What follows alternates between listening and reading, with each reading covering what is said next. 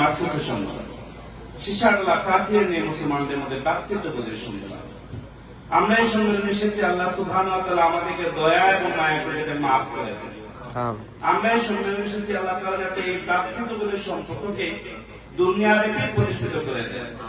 আমাদের মধ্যে যত মতবিরোধ, যত ভেদাভেদ থাক না কেন, এই সম্মেলনের মাধ্যমে আল্লাহ তাআলা তো দুনিয়াতে মুসলিম উম্মার বিজয় দান করেন। আমরা আমাদের দোয়াতে আমরা আমাদের গাজাবাসীকে ভুলে না যাই, ফিলিস্তিনবাসীকে যাতে না ভুলে যাই। সম্মানিত মজলিসেরাম, আমরা অবশ্যই আমাদের জন্য দোয়া করব, কিন্তু গোটা মুসলিম উম্মার জন্য যদি আমরা দোয়া করতে পারি, সে ধরনের মানসিকতা আমার থাকা উচিত। আমি বড় মন নিয়ে আমি উম্মার জন্য দোয়া করব। আল্লাহ তাআলা যদি উম্মাকে শান্তি করে দেন, তাহলে উম্মার ভিতরে আমি একজন। যদি উম্মা শান্তি হয়ে যায়, উম্মার যদি মনে উম্মা যদি সারা দুনিয়াতে তার বিজয় লাভ করে, মুসলমানরা যদি দুনিয়াতে নির্যাতিত না হয়, তাহলে আমিও তো নির্যাতিত হব না, আমিও নিপীড়নের শিকার হব না।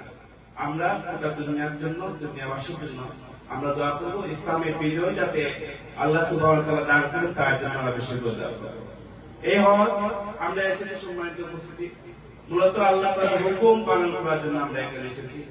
আল্লাহ রাসূল সাল্লাল্লাহু আলাইহি ওয়াসাল্লাম হজ করেছেন, বিশ্বনবী সাল্লাল্লাহু আলাইহি ওয়াসাল্লাম আমাদের নেতা, আমাদের দায়িত্বশীল, আমাদের আদর্শ, তিনি যেভাবে হজ করেছেন আমরা সেইভাবে হজ করার জন্য এখানে এসেছি।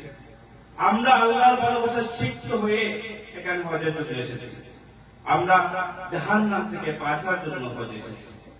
আমরা সেই কাঙ্ক্ষিত প্রত্যাশিত জান্নাত পাওয়ার জন্য এসেছি। আল্লাহ সুবহানাহু ওয়া তাআলা আমাদেরকে এই হজে মাসুম হিসেবে কবুল করুন, নিষ্পাপ হিসেবে আল্লাহ তাআলা আমাদেরকে আবার এই দুনিয়ার সামনে প্রেজেন্ট করুন। সেই দোয়াটুকু করে আমি আপনার সাথে থাকবো, আপনারা আমার জন্য দোয়া করেন, আমাদের সদস্য পর্যন্ত এই ট্রাভেলসের জন্য দোয়া করেন। আল্লাহ তাআলা এই খেদমত, এই ট্রাভেলসকে দীর্ঘদিন করার মতো তৌফিক দান করেন।